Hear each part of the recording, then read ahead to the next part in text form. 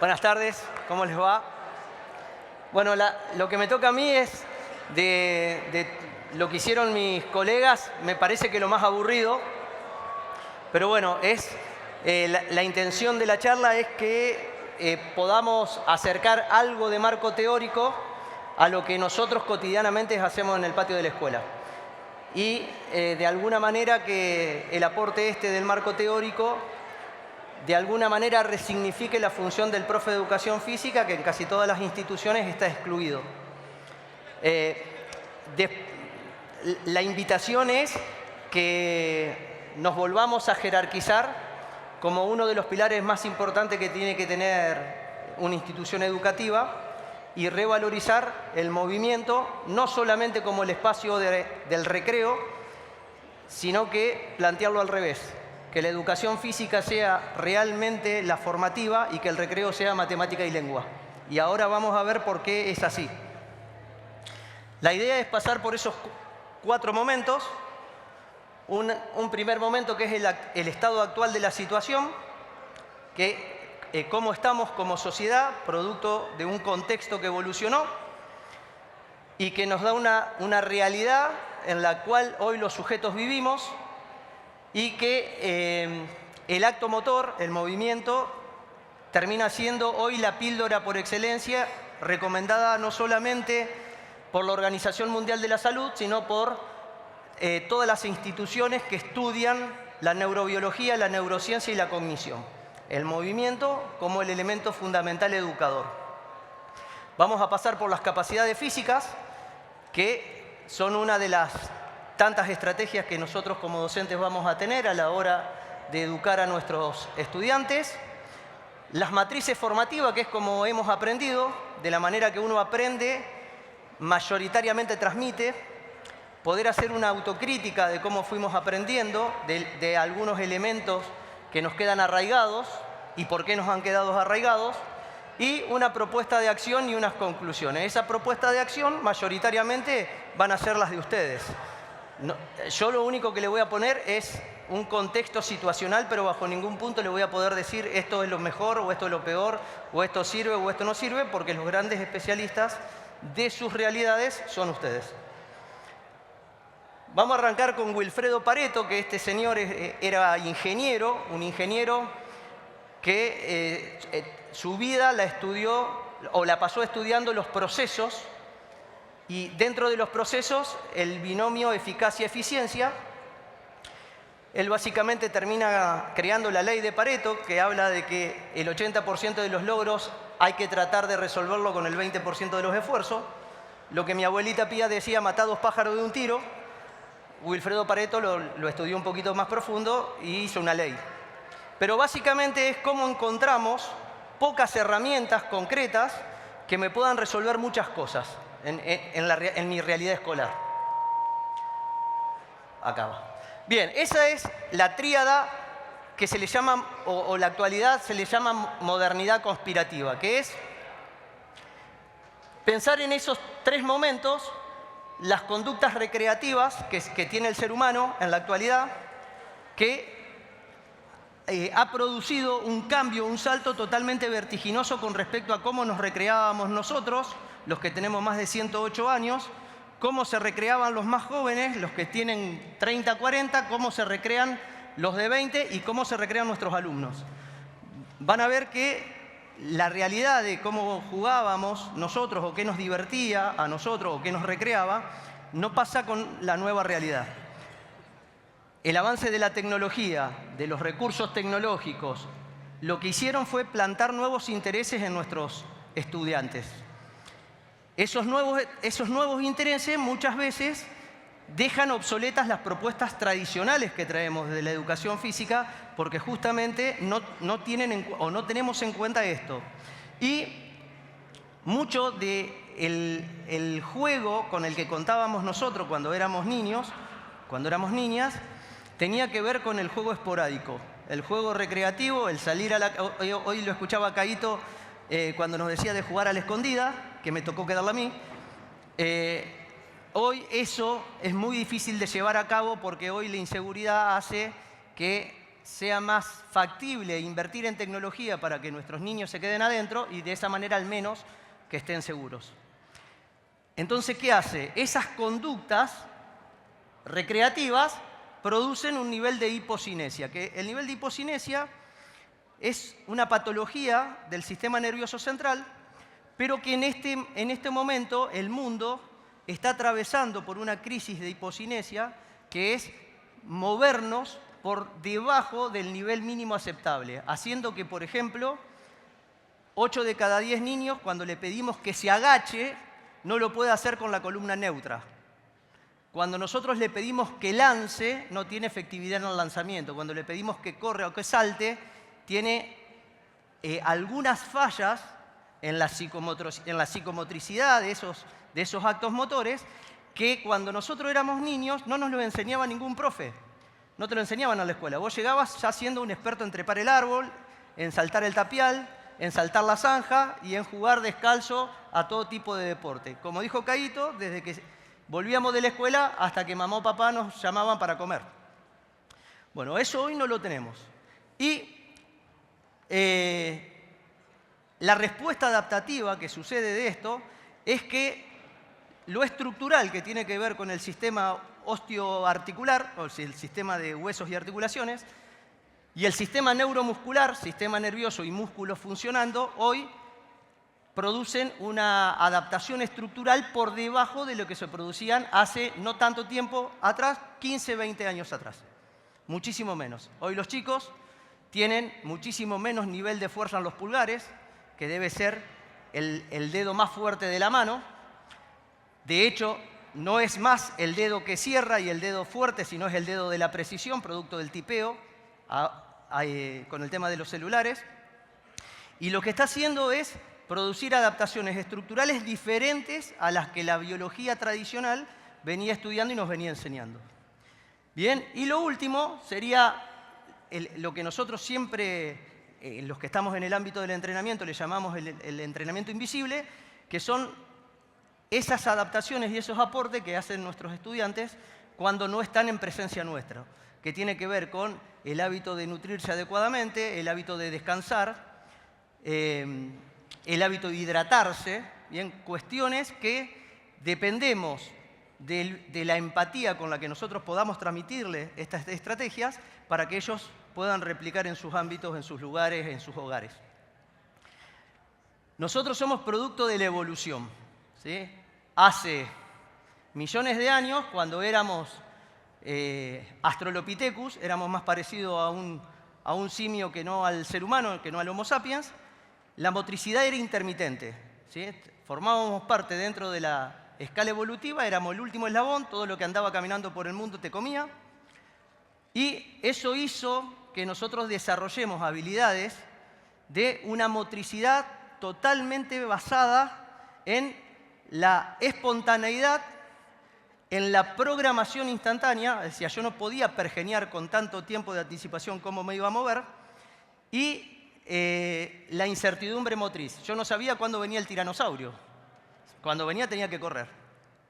Con el tiempo, el ser humano se transformó de nómade, que fue, a poder sentar sus bases, empezar a producir su comida, empezar a tener su lugar. O sea, ya no deambulaba por las cuevas y las cavernas, sino que ya construía su casa. Y a partir de ahí fue el gran cambio que tuvo la motricidad en el mundo y apareció la motricidad monótona y repetitiva. Según los fisiólogos y sociólogos del entrenamiento dicen que ahí aparecieron formalmente las pasadas, que era el ser humano con un animal arando, ¿bien? Y hacía las hectáreas que tenía para allá, las hectáreas que tenía para acá. La motricidad seguía siendo elevada, pero cambió la forma. Hasta estar en la actualidad que estamos atravesando la segunda revolución digital, en donde ya el ser humano no se mueve, sino que pergenia el movimiento y lo vivencia a través de un movimiento virtual. Es decir, es un gran tirador porque es un experto jugando a los juegos, a los videojuegos. O es un gran jugador de fútbol porque puede programar, puede pensar, puede planificar, pero no lo puede llevar a cabo desde lo motriz. Entonces, esta realidad que tenemos hoy a la que le llamamos modernidad conspirativa, lo que hizo es dar como resultado a un ser humano, a un sujeto, que es el sujeto al cual nosotros educamos en nuestra cotidianidad, ¿no? Este señor, Josh Cazorla, es un profe de educación física que tiene un doctorado en biología adaptativa. Fue quien armó lo que se conoce como el iceberg de Cazorla, que si nosotros lo analizamos tiene dos categorías. La categoría 1, que es la que está por arriba del agua, que es la que todos vemos. La categoría 2, que es la que está debajo del agua, y la que debemos conocer nosotros, que somos los especialistas del movimiento. ¿Y qué fue lo primero que estudió Cazorla? Que un acto motor, que es lo que está en la cúspide del iceberg, se transforma en hábito motor cuando está influenciada por el contexto. Por ejemplo, la explicación de que por qué los mejores maratonistas del mundo son de Kenia. Porque en Kenia lo único que se hace es correr.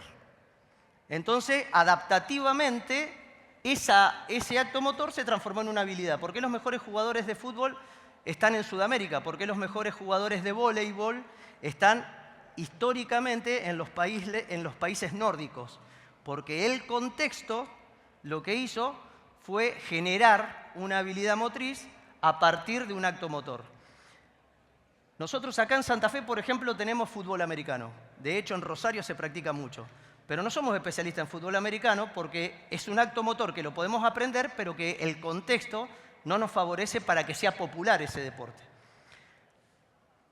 Ese acto motor que está influenciado por el contexto, que tiene que ver con ese entorno, me va a producir dos tipos de adaptaciones. Una adaptación que es funcional, esa que dice función, y que tiene que ver con una habilidad cognitiva, que es el sistema nervioso como el protagonista principal, y una habilidad cinética que tiene que ver con el repertorio general de movimientos. O sea, un cerebro que me programa y un cuerpo que lleva a la práctica eso que programé.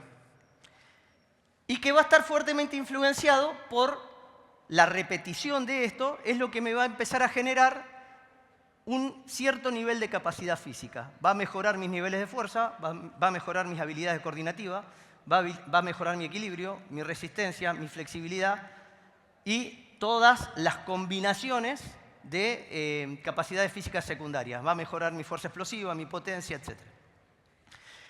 De tanto moverme, voy a generar estructura, que son las capacidades adaptativas.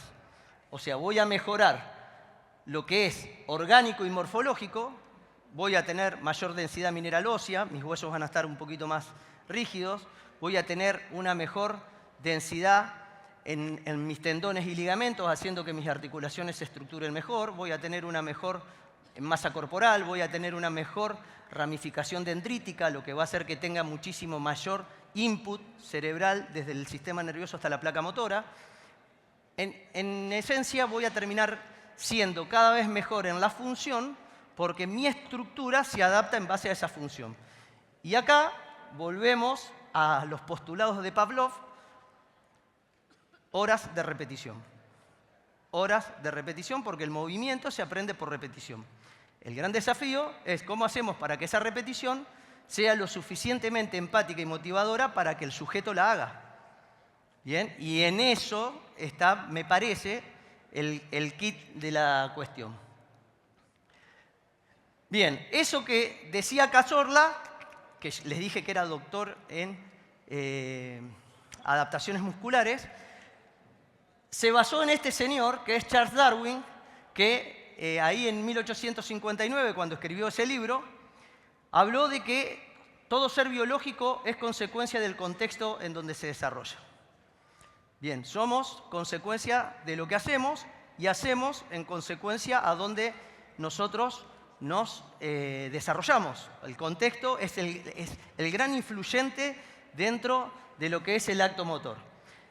Ese contexto cambia mi biología y esa biología determina qué y quién soy y cómo soy. Entonces, no quiero hacer un reduccionismo biológico porque es mucho más profundo, pero la acción pedagógica que nosotros vamos a tener como docentes de educación física tiene que ver con modificar el contexto. O sea que esa acción educativa va en consonancia a la modificación del contexto que hace que hoy tengamos esos niveles de hipocinesia. Bien, y para eso se necesita una acción educativa, y acá empezamos a hacer un poquito de crítica sobre cómo aprendimos, sobre las matrices formativas, que nunca se va a posicionar en ideales.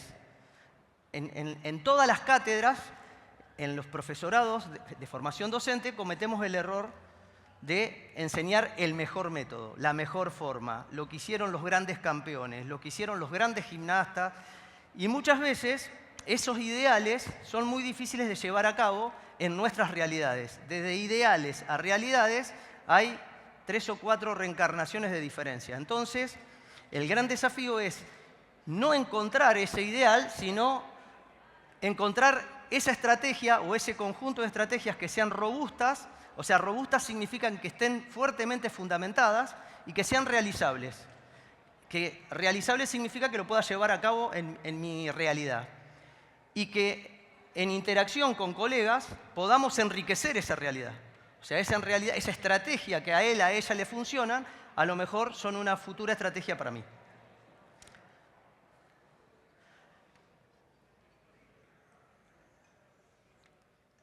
La charla se llama La importancia de las capacidades físicas en el ámbito de la salud y de la cognición. Eso que está ahí son las enfermedades que la Organización Mundial de la Salud las clasifica como enfermedades de la civilización. Enfermedades que son epigenéticas, enfermedades que se contraen por una consecución de hábitos. Esa consecución de hábitos tiene que ver con lo bien o mal que como, con lo bien o mal que duermo, o con lo mucho o poco que me muevo. Esas 3 características hacen que yo tenga la realidad que tengo, ¿no? Y se van a dividir en 3 clases. Las metabólicas endocrinas, que están primeras porque son las que más cantidad de mortalidad producen en el mundo, que está la obesidad, la diabetes tipo 2, que es la que se adquiere, no la que se hereda, y el síndrome metabólico, como hoy el síndrome metabólico es la enfermedad que más rápidamente ha crecido en el mundo. Las cardiovasculares, que tienen que ver con la arteriosclerosis, con la hipertensión arterial y con los infartos y cardiopatías, que posterior al COVID cada vez aparecieron más y más y en distintos grupos etarios. Y las nutrimentales y psíquicas, que tienen que ver con todos los trastornos de alimentación, que tiene que ver con los trastornos de ánimos, y fuertemente apareció con la ansiedad y depresión, que cada vez esas enfermedades que eran mayoritariamente se manifestaban en personas de adultos a adultos mayores, de más de 40 años, en la actualidad se encuentran muchísimo en edades escolares primarias. O sea, cada vez tenemos más cantidad de estudiantes en edad primaria que sufren algún tipo de trastornos nutrimentales y psíquicos. Bien.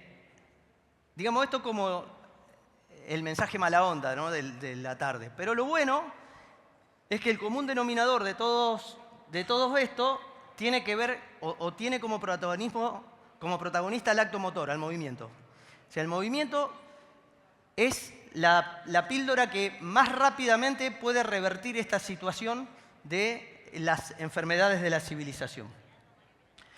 Bien, son 2 informes a la izquierda de la pantalla ustedes van a ver la situación en América Latina y a la derecha la van a ver en Sudamérica.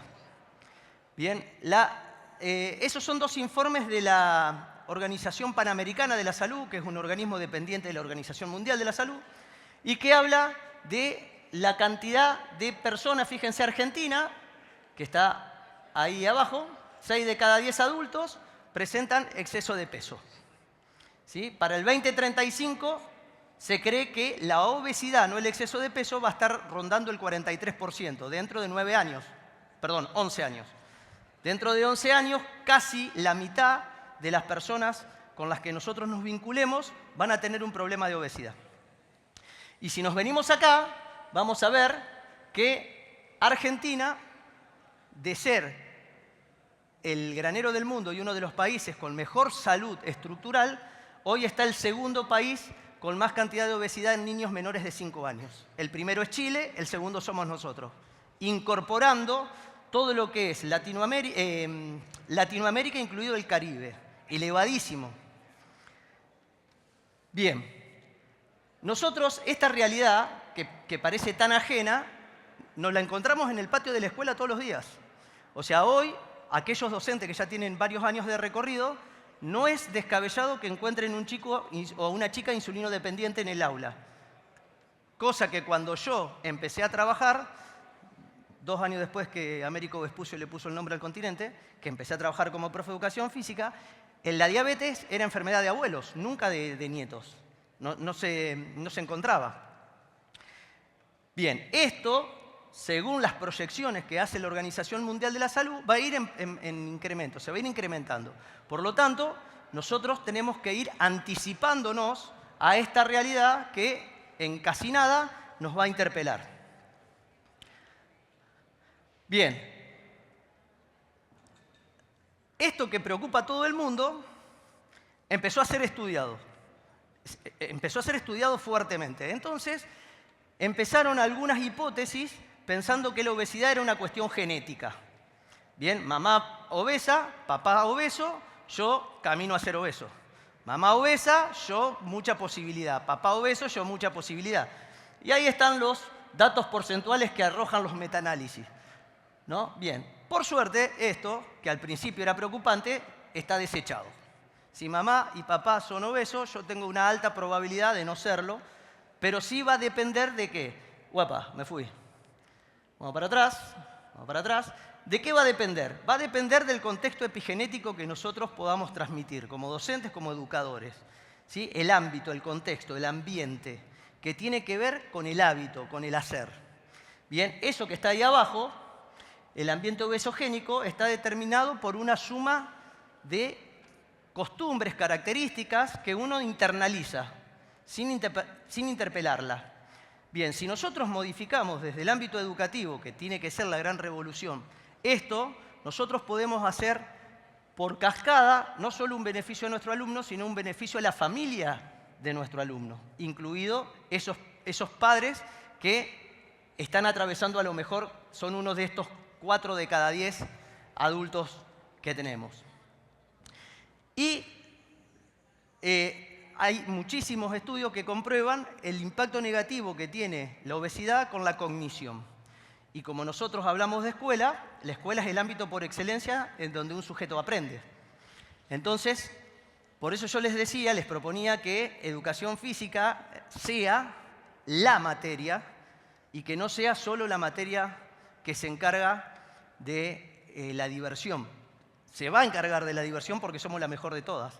Pero aparte le vamos a aportar realmente la importancia educativa que tiene. Bien, fíjense, ese señor es William Kramer, un americano, y que él habló de hábitos conspirativos. Fue el primero que investigó, o sea, con dato objetivo, lo que sucedía cuando el sujeto no estaba en presencia de un educador. O sea, qué pasaba cuando comía, estando en la casa, qué pasaba cuando dormía, y estudió la hormona de crecimiento. La hormona de crecimiento es esa hormona que me repara y que hace que a la noche todos mis tejidos tisulares crezcan y se vuelvan estructuralmente más fuertes. Bien, y van a ver acá en el cuadro de la izquierda que hoy Juli nombró el cortisol, que es la hormona del estrés, que es esta que está acá abajo, y que juega al sub y baja con la hormona del crecimiento. Cuando una está alta, la otra está baja. No pueden estar las dos altas.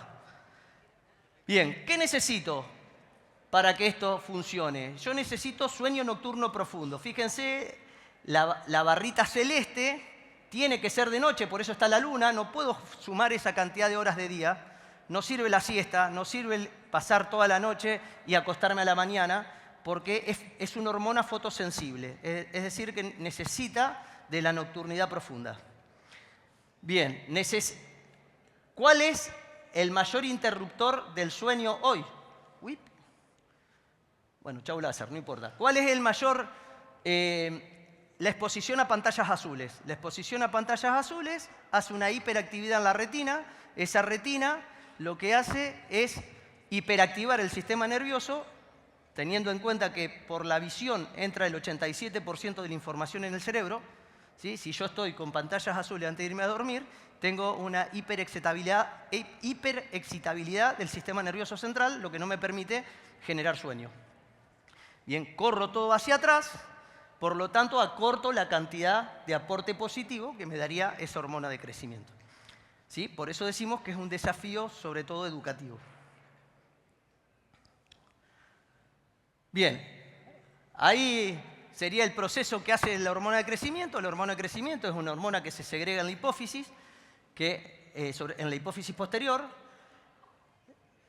¿Y qué hace? Estimula un subproducto que se llama factor de crecimiento insulínico y que impacta al osteocito y osteoblasto, que es la célula de base del hueso, haciendo que ese hueso sea cada vez estructuralmente más denso y más fuerte y con menos probabilidad de romperse. Impacta al hígado, impacta al tejido muscular y todos estos derraman sangre al torrente sanguíneo, y en el torrente sanguíneo todo esto va hasta la barrera hematoencefálica al cerebro, y lo que hace, mayor hormonas de crecimiento, mayor proliferación de neuronas. Mayor proliferación de neuronas, mayor actividad cognitiva. Una persona con más neuronas es una persona más inteligente. Bien, ¿cómo hago para que esto funcione? Y bueno, tengo que estimular lo estimulable. ¿Qué sería? Dormir de noche y estimular al músculo. Cuestiones que están atravesados fuertemente por la educación física. Hoy Juli habló de alfabetización en edad primaria. ¿Y qué le dijo? ¿Que eran qué? Los niños haciendo qué? Jugando, moviéndose. ¿Y Caíto qué dijo? Que había que jugar. Bien, el movimiento estimula los músculos. Los músculos me generan todo este tipo de revolución hormonal anabólica. Y si nosotros encima somos capaces de poder transmitir la importancia de nutrirse bien y de dormir de noche, estaríamos haciendo un gran aporte a la salud. Bien, eso se los paso así rápido, de todas maneras el dato lo tienen, así que... la importancia de la fuerza máxima. ¿Por qué es tan importante entrenar la fuerza? Porque la fuerza estimula el músculo. Y el músculo estimula este factor de crecimiento insulínico. Y este factor de crecimiento insulínico impacta en distintos órganos, incluido el cerebro, que es el más importante de todos. ¿Qué pasa cuando una persona tiene algún tipo de desorden metabólico? Que padece una de estas enfermedades de la civilización, la primera clasificación, las metabólicas y endocrinas. Bien, empieza a romperse este circuito. Y las enzimas citrocromo P450 y la aromatasa lo que hacen es conspirar en contra de la proliferación de testosterona. Es decir, ¿qué hacen? Hacen que mi máxima posibilidad anabólica no se desate, por más que el movimiento se lleve a cabo. Bien, esa es la razón por la cual es mucho más importante que solo una buena actividad en el patio y que tiene que ver con una acción educativa transversal y profunda, ¿sí? Que impacte emocionalmente a nuestros estudiantes para que esto lo puedan llevar, puedan hacer carne eso que nosotros le enseñamos y que lo puedan llevar a su vida cotidiana. Ese GLUT4 es una proteína que lo que hace es introducir la glucosa, el azúcar que hay en sangre excedente, la mete dentro del músculo y dentro del músculo se oxida como energía. Está en el tejido adiposo, la GLUT4. Funciona en corredores. Entonces, esa es la razón por la cual durante tantos años los nutricionistas nos decían, o las nutricionistas, si querés bajar de peso, camina 30 cuadras. O salí a caminar 30 minutos, o salí a pedalear 30 minutos. Bien, la razón por la cual ese entrenamiento aeróbico es importante tiene que ver con esta GLUT4. Pero tenemos una mala noticia. Las personas que metabólicamente están en la intensidad no les funciona. De hecho, de los que estamos acá, la gran mayoría no nos funciona. ¿Por qué no nos funciona? Porque a nosotros nos falta adaptabilidad orgánica. O sea, nos falta haber entrenado tantas veces salir a correr para que esto funcione. Pero sí funciona con el entrenamiento intenso muscular. Entrenamiento intenso muscular, ¿cómo lo podría hacer en una escuela con un chico de 4º grado? Saltando. Utiliza todas las fibras musculares. Lanzando. utiliza todas las fibras musculares, haciendo jueguitos de cinchada, haciendo trabajos de arrastre, ¿sí? Utilizando circuitos de alta intensidad y de corta duración. Y si sería el más grande, ejercicios construidos. Podemos hacer lagartijas, le podríamos hacer toda la batería de abdominales que a uno se le ocurra. ¿Podríamos incorporar pesas en la escuela? Podríamos incorporar pesas en la escuela. Habría que correrse de la mirada tradicional de la escuela, pero podríamos. ¿Por qué es tan importante esto del entrenamiento de la fuerza? Porque el entrenamiento de la fuerza lo que me estaría dando es la primer base para poder acceder a lo segundo, que es poder entrenar la resistencia. No es que una sea más importante que la otra, sino que hay una que es prioritaria por sobre la otra. Una que va primero para que pueda aparecer la otra. Nosotros, o no nosotros, sino la ciencia, ha hecho ese camino con respecto a lo que es el músculo, ¿no? Al principio, el músculo, cuando se empezó a estudiar académicamente, era un órgano que producía postura y locomoción. Es decir, yo me mantenía posturalmente en una posición determinada gracias a la masa muscular que alineaba los distintos segmentos corporales. Y me desplazaba de un lugar al otro gracias a la inclusión de músculos que cumplían función agonista, antagonista, estabilizadores, sinergistas y que me llevaban del punto A al punto B. Pero con el tiempo, gracias a la doctora Pedersen, una doctora danesa, encontró que el músculo era un órgano endocrino, que funcionaba como un páncreas o funcionaba como la hipófisis. Ese músculo, cuando se contrae, genera unas superhormonas que se llaman mioquinas. Esas mioquinas lo que hacen es tener un efecto autócrino, es decir, mejora al músculo, y parácrino, mejora a otro órgano dentro del cuerpo. Bien, y durante años, Pedersen lo descubre en el año 2007, a esto, todo el mundo empezó a ver de qué manera estas mioquinas podían ser estimuladas. Por lo tanto, se descubrió que tenían que ser ejercicios adecuados, no era con cualquier ejercicio, y tenían que ser a una intensidad adecuada. Es decir, salir a caminar no me genera tantas mioquinas. Bien, y requirió de periodización. La periodización significa de qué manera programo qué hago hoy para que me dé la base de lo que voy a hacer mañana, para que me dé la base de lo que voy a hacer la semana que viene y hacer consecutivamente una línea de acción. Bien, esa intensidad tiene que ser de mediana alta a alta. Bien, ese es el gran secreto. Entonces, esto un poco detona este principio pedagógico de la educación física y de simple a difícil. ¿Vieron que nos enseñan de esa manera? Tenemos que ir de simple a difícil. Bueno, en realidad deberíamos decir en la actualidad, para neurobiológicamente estar en lo correcto, decir, tenemos que ir de lo posible, de lo que cada uno puede, a lo máximo que pueda.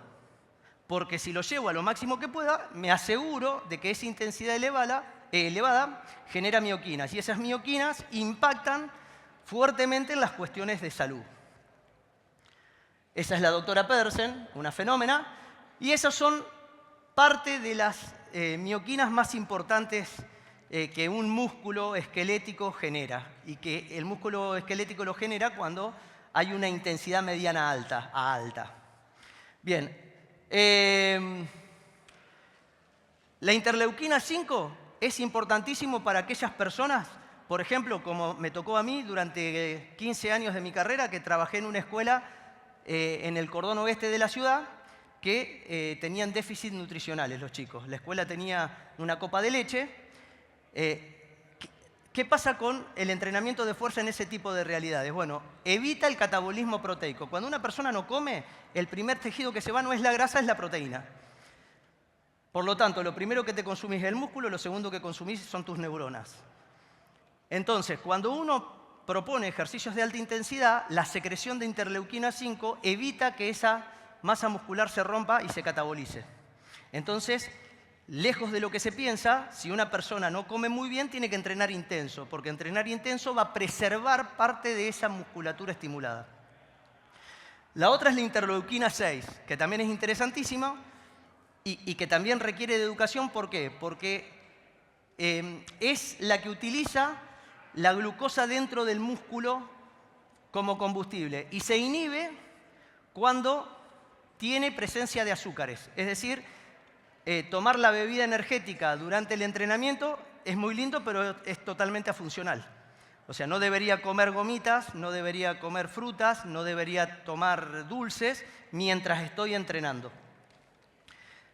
La decorina, que es la que me favorece en el tejido conjuntivo, haciendo que los músculos y las articulaciones se vuelvan más sólidos, y la que más me fascina a mí es el factor neurotrópico derivado del cerebro, esa de abajo, que es la que hace crear nuevas neuronas.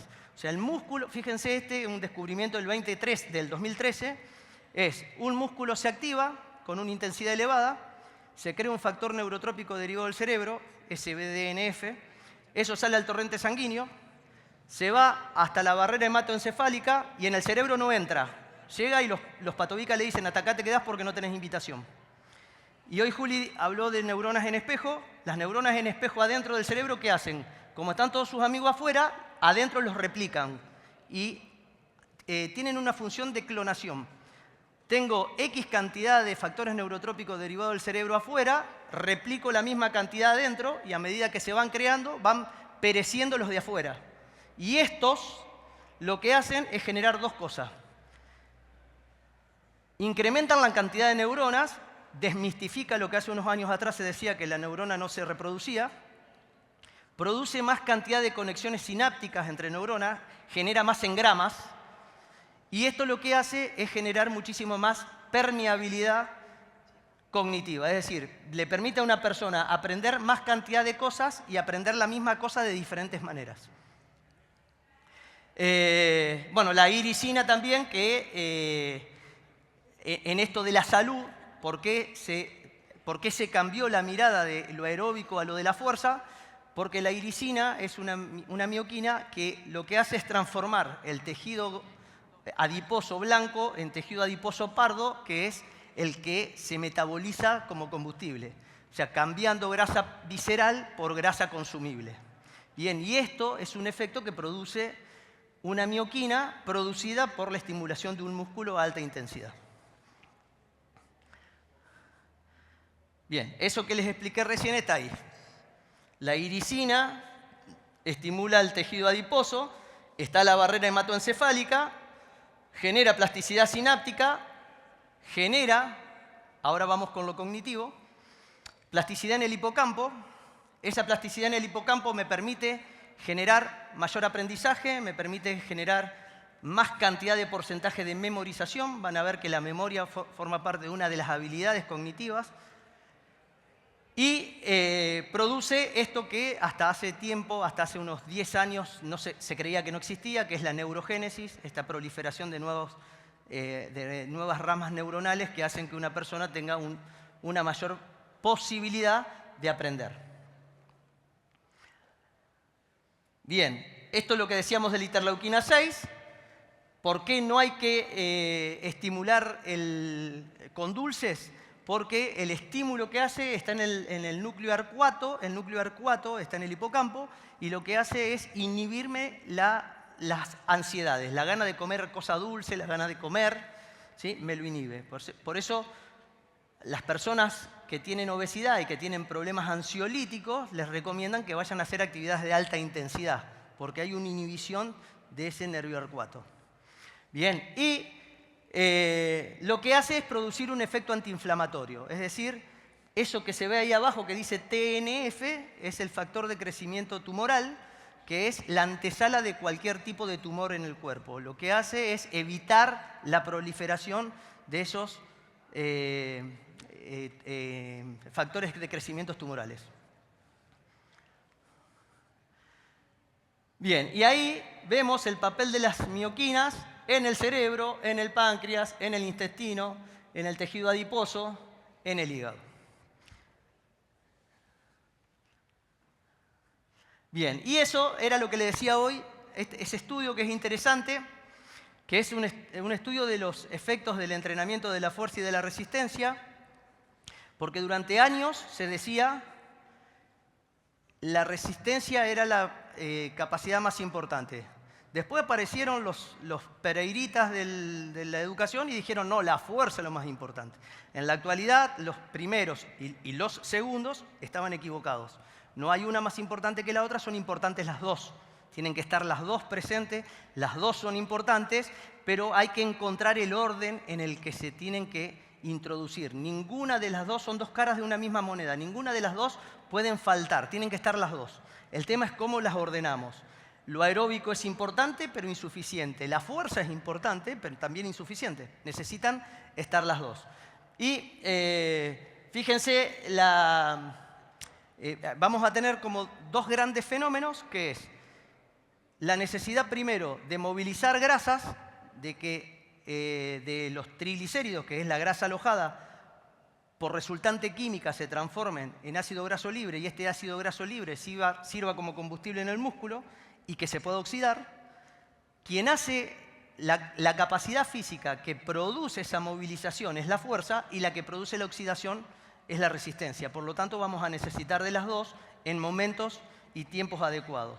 Por eso es importante que cuando son niños haya juegos que sean cortitos e intensos, y cuando son más largos es interesante que hagan juegos más largos, pero que jueguen. ¿Sí? No que hagan, hacete una pasada de 400 y te tomo el tiempo, no. Jugá, pero el juego con una organización didáctica que se vaya interrumpiendo para que pueda generar alta intensidad. Y el otro, uno que no se interrumpa y que pueda tener mucha demanda de movimiento a menor intensidad. Bien, eso sería lo que pasaría con la movilización de las grasas. En las primeras 8 semanas las mejoras son todas neuronales, mayoritariamente ejercicios de fuerza, la que está a la izquierda. Bien, fíjense, ejercicios construidos como lagartijas, como abdominales, trabajos de salto, pueden aparecer lanzamientos, algunos trabajitos de pesa. Todo eso, las primeras 8 semanas en donde produce una gran adaptación neuronal. Luego, cuando nuestros estudiantes aprenden los contenidos que nosotros les estamos proponiendo en la clase de educación física, ¿sí? Y van progresando con la dificultad de lo que le enseñamos, ¿sí? Va a haber un desarrollo de fuerza a larga duración, que empiezan los cambios estructurales después de esas 8 semanas, para que a partir de la semana 36, casi ya terminando el año, vamos a tener una intensificación de fuerza. Y a su vez vamos a trabajar la resistencia continua, vamos a trabajar los circuitos de fuerza con carácter aeróbico para terminar con los circuitos de alta intensidad, lo que en la actualidad el entrenamiento le llama HIIT o intermitente, que son más o menos lo mismo. Bien, una lógica en donde utilizamos todos los recursos. No hay una metodología de entrenamiento que sea mejor que la otra, sino que hay metodologías que son más adecuadas en determinados momentos para lograr las adaptaciones estructurales que queremos. Bien, fíjense los dos estudios, el de Benabels y el de Achen, midieron cuál era el nivel de exigencia que debería tener una persona para poder oxidar grasas. Lo dividió en género, hombres y mujeres, y más o menos dio lo mismo, que es las mujeres necesitan trabajar con un poquito más de intensidad, un 52% de su VO2 máximo, y los varones un poquito menos de intensidad, que es un 45% de su VO2 máximo, pero las dos personas deberían más o menos entrenar al 50% de su máxima posibilidad. Es decir, que es una intensidad bajita para que las grasas se oxiden. Bien, ¿por qué los varones necesitan menos intensidad? Por tener un poquito más de testosterona que las mujeres, tienen un poquito más de masa corporal activa, un poquito más de cantidad de músculo. Al tener un poco más cantidad de músculo, la intensidad es un poquito más bajo, pero la cantidad de unidades contráctiles que se mueven son mayores. Bien, entonces la idea podría ser realizar para la parte de la movilización de grasas ejercicios que me involucren muchos grupos articulares, ¿sí? Porque a mayor cantidad de articulaciones involucradas, mayor cantidad de músculos involucrados, y a mayor cantidad de músculos involucrados, mayor probabilidad de utilizar estas fibras FT, que son las rápidas, y terminar con algún trabajo continuo aeróbico, como por ejemplo caminatas, trotes, circuitos, juegos de larga duración.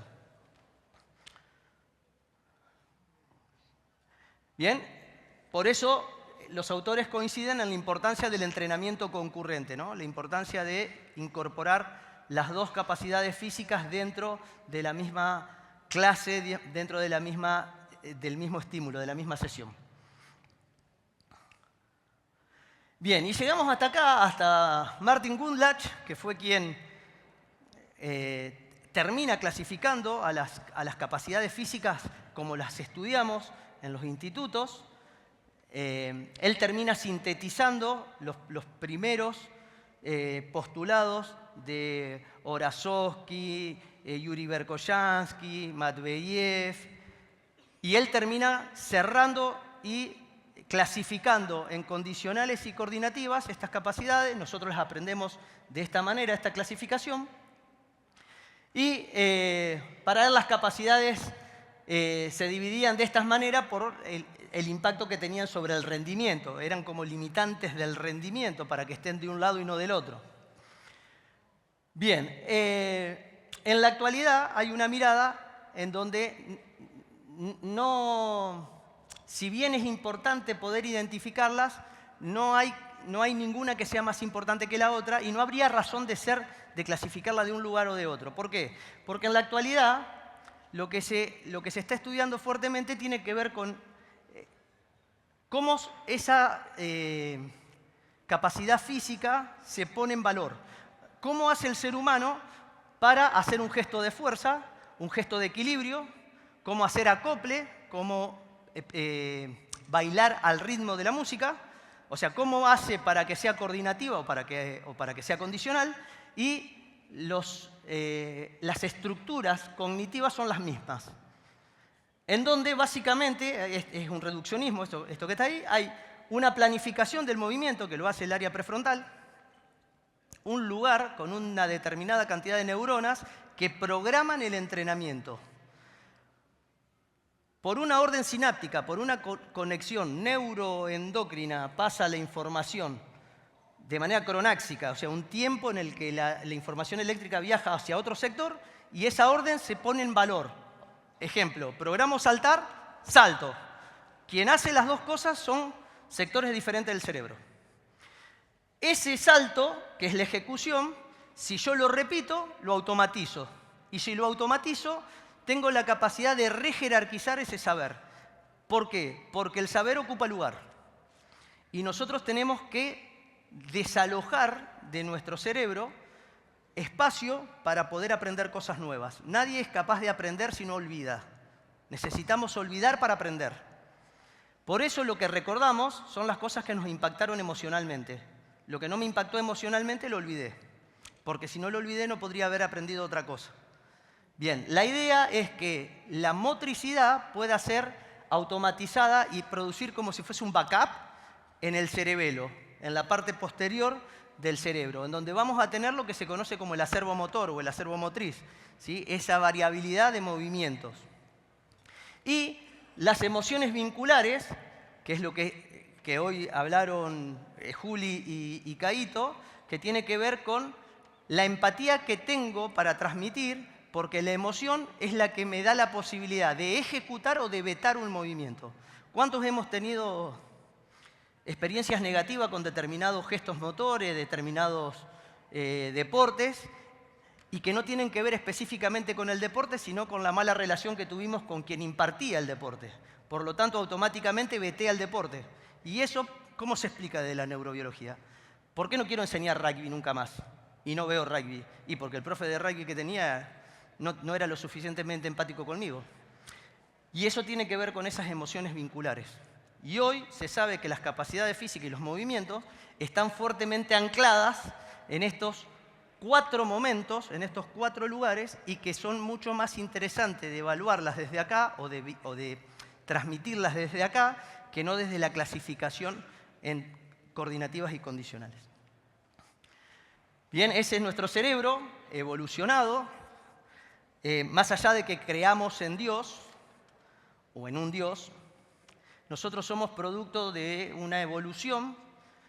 Hace más de 500 millones de años éramos seres unicelulares, de seres unicelulares pasamos a ser peces, de peces a cocodrilo, de cocodrilo a mono, de mono a persona. Bien, el cerebro fue evolucionando y fue creando capas que fueron tapando a las otras.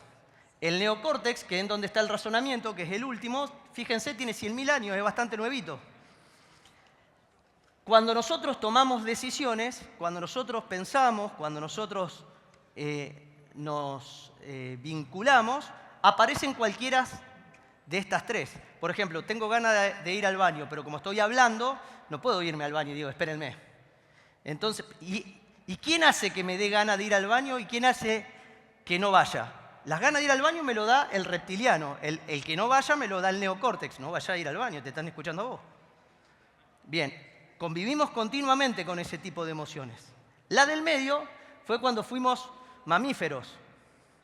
La límbica, porque dice la evolución que el sentimiento apareció con el acto de la madre amamantando a su cría. Y a partir de ahí aparecieron las vinculaciones y apareció el vínculo a partir de la conectividad en la mirada, en esa transmisión de amor que es yo te nutro, yo te alimento. Bien, y en la actualidad todo acto, no solamente el motor, todo acto, de hecho hay muchos neuromotricistas que dicen que no hay ningún acto que no sea motor. Me gusta la teoría, pero es para otro momento. Se preguntaron esto. ¿Usamos todo el cerebro? Bueno, cuando yo estudiaba en el Instituto de Educación Física, la teoría decía que el cerebro no se podía utilizar en simultáneo porque no habría la suficiente cantidad de energía para que ese cerebro funcione. Si lo utilizaría todo en simultáneo, me desmayaría. Así era más o menos el relato. Bueno, a partir de que apareció la tomografía computada y los datos objetivos, se sabe que el cerebro sí se usa, todo en simultáneo. Tenemos la capacidad de usar todo en el momento que querramos. La segunda pregunta sería, ¿en simultáneo? O sea, ¿puedo usar todo el 100% en simultáneo? Ahí la respuesta es no. No en simultáneo. En simultáneo solo puedo utilizar el 2%. Bien, ¿quién usa el 2%? Yo, él, ella y estos dos también. Todos usamos el 2%. Pero ¿por qué yo no juego como Messi y por qué no tengo la inteligencia de Einstein? Porque ellos usan el 2% que no uso yo. El 2% que uso yo es el que me dice que gane comer torta frita que tengo. Entonces termino de acá y me voy a comer una torta frita. El 2% de Einstein le hizo pensar la teoría de la relatividad y la de Messi hacer magia. ¿Cuál sería lo ideal de nosotros como formadores? Educar a nuestros alumnos para que usen el 2% en simultáneo de las mejores. ¿Y eso cómo se hace? No sé. Se los cuento cuando sepa. No lo sé. Pero, digamos, hay algunas pautas, algunas recomendaciones que hacen. Bien, la primera. Entender que una manifestación involucra muchas funciones. Por ejemplo, ese triangulito que ven en el medio, que dijo Frober y Lamer, allá por el año 96, dijeron que la fuerza no era solamente un músculo que se contraía. Era una sinergia de sistemas y que estaba, como dijo Darwin, 100 años antes, dijo, están influenciados por el ambiente, el sexo biológico y la edad. Y esto lo relacionó con lo que dijo Caíto. No es lo mismo el niño jugando que el adulto jugando. Pero es importante que jueguen los dos, claro que sí. Jugar tiene que jugar todo el mundo. Moverse se tiene que mover todo el mundo. Entrenar tiene que entrenar todo el mundo. Lo que pasa es que de acuerdo a la edad que tenga, es cuáles son las estrategias que abordo para con ese sujeto y cuáles son las que abordo para con el otro. Bien, pero todo acto motor es ni más ni menos que la programación y consecución de un gesto neuromotor, un sistema nervioso que le da la orden a un músculo para producir un X movimiento. Por lo tanto, nosotros tenemos que pensar desde lo didáctico-pedagógico como profes de educación física en esas cuestiones. ¿Qué tipo de ejercicio doy en la clase? ¿Cuál es la orden de la ejecución? O sea, ¿en qué orden? ¿Qué va primero? ¿Qué va segundo? ¿Qué va tercero? ¿Qué va cuarto? ¿Por qué lo que hago primero lo hago primero? ¿Por qué lo que hago segundo lo hago segundo? ¿Por qué lo que hago tercero lo hago tercero? La carga utilizada, ¿qué tan difícil va a ser para el sujeto entrenante, para el sujeto, para el educando, para mi alumno? ¿Qué tan difícil es? ¿Qué tan complejo es lo que le estoy enseñando? Esa carga utilizada va a ir de la mano de la intensidad, que siempre tiene que ser la máxima que pueda. ¿Sí? No posicionarnos en que porque es chiquito lo tiene que hacer fácil. ¿Sí? Todo sujeto sintiente, viviente, lo tiene que hacer lo más difícil que él pueda. Porque lo más difícil que él pueda, lo que hace es desafiarlo a utilizar la máxima probabilidad de su sistema nervioso. ¿Y cuánto lo hago descansar entre estímulo y estímulo? Bien, básicamente una clase se divide en 3 partes, o al menos la gran coincidencia de los neuromotricistas hablan de 3 momentos para una clase en donde se ponga el manifiesto del movimiento, indistintamente de la duración de lo que tenga la clase. Puedo tener una clase de 40 minutos, puedo tener una clase de 80 minutos o puedo tener una clase de 120 minutos, indistintamente. Porcentualmente las duraciones deben ser esa, idealmente, entre un 10 y un 20% para la primera parte, entre un 60 y 80% para la parte central y un 10 y 20% para la parte final. Y desde esta mirada neuroendocrina ya no se le dice parte principal a la del medio, porque si le decimos que esa es la principal, decimos que las otras 2 no son tanto, y en realidad la idea es una idea de cadencia y de secuencia. Son importantes todas, el impacto lo hace la primera sumada a la segunda, sumada a la tercera. Por lo tanto, no hay ninguna más importante, sino que cada uno cumple su rol en el momento en el que tienen que estar. Bien, bueno, esto es una histología de un músculo esquelético que lo aprendimos en el Instituto de Educación Física, pero básicamente el músculo, la mitad de las fibras son lentas, la mitad son rápidas, y de las rápidas, que son las que nos interesan porque es la que produce todo este beneficio, el 27% son 2A, que son las que se agrandan, y el 23% son 2B, que son las explosivas, las que se encargan de saltar, lanzar, las que me permiten el equilibrio instantáneo, etc. Bien, ¿cuáles son las más importantes a la hora de la cognición? Estas de abajo. Cuando estimulo estas de abajo, ahora nos vamos a Hahnemann, ese señor, que en el año 65 elaboró la ley del reclutamiento. O sea, un músculo, ¿cómo se contrae? Si la cosa es fácil, porque nuestro cerebro, ¿qué es? El del ser humano. El cerebro empieza con va y termina con go. Es vago. Mi cerebro, ¿qué me dice? ¿Salí a correr que está lloviendo o quédate a ver Netflix con el kilo de chocolate que tenés en la heladera? Quédate. Y yo le hago caso a mi cerebro. ¿Qué me dice? ¿Esforzate o descansá? Nos tiende, ¿por qué? Porque ¿qué prevalece? El reptiliano. ¿Qué hace el reptiliano? Me protege. O sea, el primer sentido es el sentido de supervivencia. Nada que me desafíe, va a ser la primera opción. O sea, el desafío forma parte del hábito que yo incluyo de manera externa. Pero no es natural el agonismo, las ganas por hacer. Bien, entonces, Hahnemann descubre allá en el año 65 que cuando una tarea es fácil, el cerebro tiende a desconectarse y solamente utiliza las fibras musculares de menos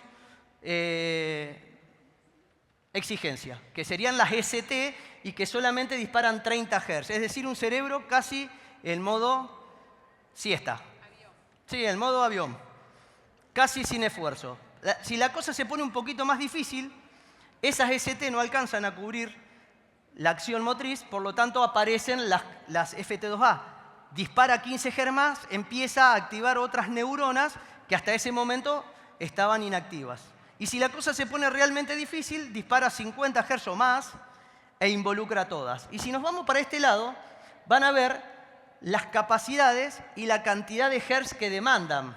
Por eso decimos que si nosotros queremos que trabaje todo el grupo muscular y estimular las 2B, nosotros tendríamos que trabajar con trabajos de desarrollo de fuerza en adelante. Iniciar con eso para poder continuar con todo lo otro. ¿Bien? Y esto lo que cambia es la lógica tradicional de empezar de fácil a difícil, de que sea incremental la cuestión. Bien, esos son dos estudios. El que está a la izquierda es interesantísimo porque rompió con los postulados de Kato y de Ishiko, que fueron los dos japoneses que en el año 64 dijeron que un niño, si entrena la fuerza, se queda enano, y que hasta el día de hoy hay muchos médicos que replican esta recomendación. Es del año 1964 ese estudio, ya está comprobado por 3 metaanálisis que tenía errores conceptuales, metodológicos la investigación, por lo cual hay que desecharla. Recién en el año 2018, la Sociedad Pediátrica Argentina recomienda la importancia del entrenamiento de fuerza en niños y adolescentes, que es el estudio que está ahí a la izquierda y que se lo vamos a socializar. Le vamos a poner la recomendación para que ustedes la puedan descargar de la plataforma. Y 4 años después, en ese metaanálisis en la revista mexicana, es la prescripción de ejercicios de fuerza en niños y adolescentes, que muchas de las cosas de la base del marco teórico tiene que ver con la recomendación de la Asociación Pediátrica Argentina. Así que fíjense lo interesante del avance de nuestros científicos argentinos que están siendo referentes en los distintos lugares del mundo para crear marco teórico. Bien, y que habla de lo importante del entrenamiento de la fuerza, no solamente por una cuestión que tenga que ver con la salud, sino con la cuestión cognitiva, para que un niño y una niña sean más inteligentes, para que tengan mayor capacidad de aprendizaje. Bien, y esos son los efectos neurofisiológicos de la actividad física en los niños, que también es una revisión sistemática, es un metaanálisis. Son un grupo de investigadores que estudiaron otros estudios. Y lo más interesante es que destaca la interacción entre salud física, cerebro y habilidad cognitiva. O sea, las 3 cosas totalmente vinculadas, no me puedo correr una de la otra. Si yo entreno la fuerza, ¿me vuelvo más inteligente? Sí, y más saludable, también. Y si me vuelvo más saludable, ¿me vuelvo más inteligente? Sí. Y si me vuelvo más inteligente, ¿es porque estoy más saludable? Sí. Es indivisible la situación. Y arranca desde el mismo lugar, desde la importancia de la estimulación de una capacidad física. Bien, ese señor es Avery Feigenbaum, un pediatra americano. Hoy, junto con Robert Malina, son los 2 máximos referentes del entrenamiento infantil en el mundo. Y en el año 2010, a pedido de la Organización Mundial de la Salud, elaboró la famosa pirámide pediátrica, que muchos la siguen replicando, que dice que la base debería ser una actividad física moderada, que lo que le siga sería una actividad aeróbica vigorosa, sería un poquito más difícil, que después de que hagamos una base de esto podemos hacer un deporte vigoroso y recreación, después una actividad de fuerza y por último la flexibilidad. Año 2010. Bien, ¿qué pasó en el medio? Nos encontramos con una pandemia de frente. Y el mismo doctor Avery de eso pasó, ¿lo entendieron? No. De eso pasó a esta, que es la pirámide pediátrica de la actualidad, la del 2020, que habla de que la base deberían ser actividades de fuerzas y actividades de destrezas deportivas, en donde se pone de manifiesto la instantaneidad y la toma de decisiones, y que lo último deberían ser las actividades aeróbicas. Pero fíjense que los tamaños no son caprichosos, no es que ninguna es mayor que la otra, es en igualdad de importancia, pero tengo que generar la base para poder acceder a lo otro. Bien, hay muchos médicos que están recomendando aquella, pero están desactualizados. Es esta, la que está hoy vigente, la del 2020. Bien, y Feigenbaum en el año 2024, recién salido de la cocina, el estudio a ver, bueno, me voy para allá, espero que no acople. Fíjense, ¿ven la curva? Nosotros tenemos el vector Y, que es el que va para arriba, y el vector X, ¿no? Las distintas etapas evolutivas del ser humano, la niñez, la adultez y la adultez mayor, y la métrica de fuerza. A partir del 2004-2005 se empezó a instalar la importancia de la fuerza para el adulto mayor. Y todas las investigaciones estaban puestas en ese número 2, que era la actividad física en el adolescente y en el adulto, para llegar con dignidad a la adultez mayor. Feigenbaum, ¿qué descubrió?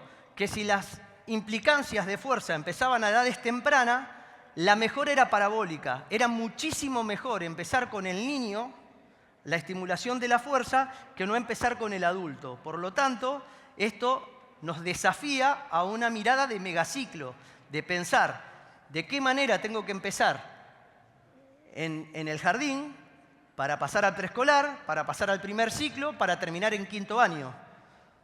¿Cómo empiezo a estimular la fuerza? ¿Desde qué metodología? ¿Desde qué recurso? Teniendo en cuenta que si empiezo a edad bien temprana, parabólicamente extiendo el beneficio a la adultez mayor. Bien, y ese señor Kramer, también en el 92, habló de este bucle, que es un entrenamiento de resistencia pesada o de alta complejidad. O sea, si es un niño, no levanta peso, pero hace cosas difíciles. Y si es adulto, debería hacer cosas que los esfuercen, movilizar cargas pesadas. Genera un mecanismo de liberación hormonal, esto que les venía diciendo. Transporta esos beneficios a los distintos receptores, generando una mayor producción de fuerza a partir de las adaptaciones celulares y tisulares que me produce, haciendo que yo pueda tener mayor rendimiento, mayor habilidad y mayor desarrollo de fuerza y potencia. Y faltaría la rayita que vuelva a unir todo al principio y termine transformando un círculo causal, algo que me dé un resultado que me potencia seguir por el camino de la decisión. Bien, y acá me meto en la cognición. ¿Vamos bien con el tiempo o no? Sí. Me dijeron que hasta las 7 de la tarde podía estar. ¿Bien? Bien, ¿qué es la cognición? La cognición es una habilidad que tiene el sistema nervioso para incorporar aprendizaje. Durante mucho tiempo se confundió qué era ser inteligente con la habilidad cognitiva. Y se tomaban, por ejemplo, las pruebas de coeficiencia intelectual, te tomaban dos pruebas. Las pruebas de análisis de texto, interpretación, y te tomaban lógicas concretas con problemas de matemática. Y te ponían un número. Cuanto más cerca de 100 era el número, mayor CI, coeficiente intelectual, tenías. Bueno, después se descubrió, a partir de algunos postulados, entre los cuales estuvo Gardner, de las inteligencias múltiples, y esas pruebas de coeficiente intelectual se detonaron, se dieron cuenta que por más que sepas multiplicar y factoriar no te hace tener una mayor habilidad cognitiva. Se empezó a estudiar fuertemente la cognición, la habilidad que tiene una persona para aprender. Eso está vinculado a un montón de cosas que no solamente tiene que ver con la habilidad de procesar la información, sino que tiene que ver de qué manera yo incorporo todos los elementos que me produce el contexto. Cómo yo me vinculo con el contexto, cómo incorporo la información, cómo la jerarquizo, cómo elaboro las respuestas y cuántas respuestas le puedo pergeniar para esa opción que se me está planteando. Bien. En definitiva, o en resumen, las tres, esa habilidad cognitiva o esa cognición tiene que ver con lo que se conocen como funciones ejecutivas. ¿Sí? Las funciones ejecutivas son tres y que están fuertemente alojadas o están prioritariamente alojadas en el corte prefrontal del cerebro, que tiene que ver con la memoria de trabajo, con la flexibilidad mental y con el autocontrol o inhibición. Los tres elementos, que a su vez cada uno tiene entre 5 y 6 pasos discriminados diferentes, pero a grandes rasgos entender que esas tres habilidades son habilidades que me mejoran la función ejecutiva, y ante una mejor función ejecutiva, una mejor habilidad cognitiva. Una persona tiene mayor posibilidad de aprender.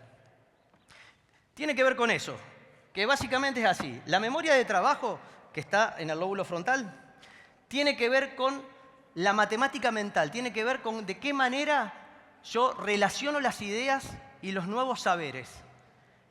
Esa relación que voy a hacer entre los distintos contenidos que incorporo se va a basar en dos procesos. La memoria verbal, por eso es tan importante transmitir de manera clara y la visoespacial. Lo importante de mirar las neuronas en espejo que dijo Juli, tengo que mostrar, me tiene que ver y lo tiene que vivenciar en un espacio.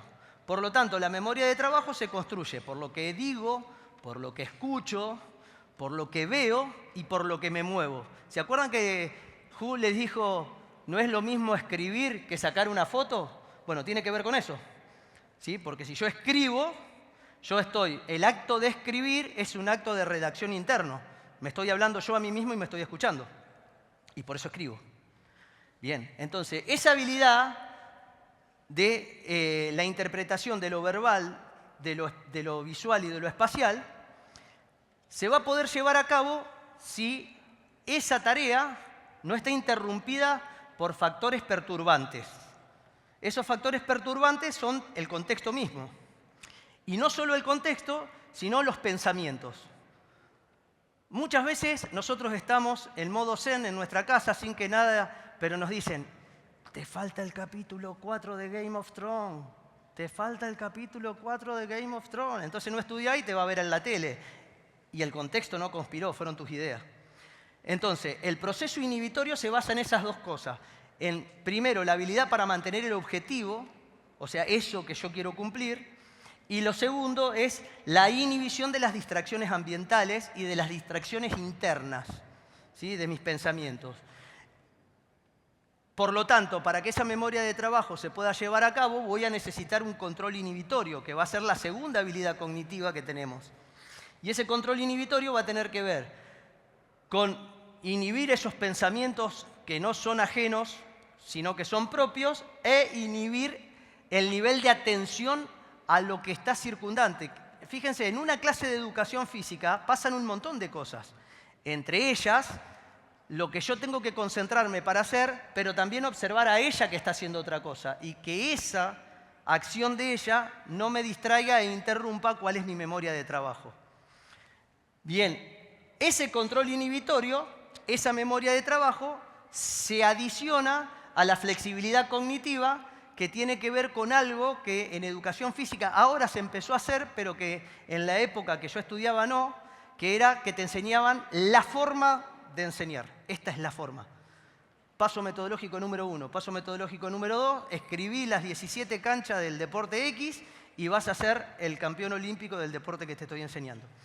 Bien, a partir de los avances de la neurobiología se comprobó que no hay una única manera, por eso ya no se resetea tanto, ya no hay una receta de cómo hacer las cosas, sino que hay una idea de cómo se producen las cosas para que la receta sea de creación propia.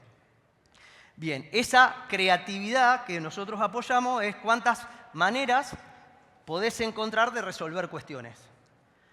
Bien, y estas tres, memoria de trabajo, control inhibitorio y flexibilidad cognitiva, lo que hacen es darnos las funciones ejecutivas superiores, que es lo que toda directora o director quiere. Queremos un alumno con razonamiento o resolución de problemas y que tenga una inteligencia fluida. Bien, todo eso es imposible si no lo desmenuzamos en cuáles son los procesos cognitivos que tiene que llevar a cabo para que ese proceso se pueda llevar.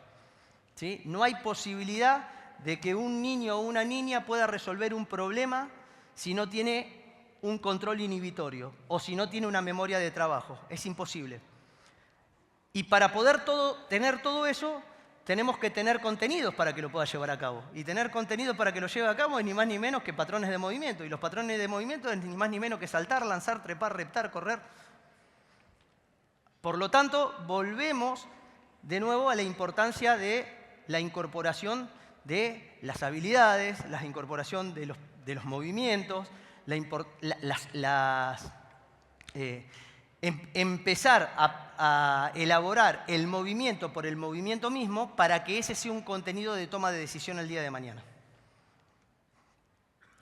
En definitiva, nuestra lógica de clase está puesta así, con ese gran interrogante, y en ese interrogante le ponemos todas las cosas que nos van atravesando. una pesa, un cronómetro, un reloj, una computadora, una bicicleta, lo que me dijo un amigo, lo que hace mi colega. Hay un montón de cosas que me interpelan. Lo que hoy se sabe y que la ciencia comprobó es lo que está acá.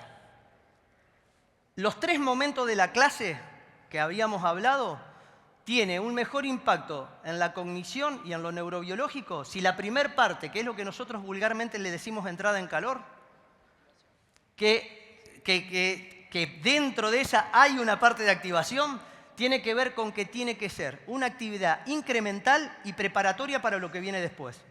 Por lo tanto, no hay una que siempre sea igual, sino que va a depender de qué es lo que planifiqué para la parte central.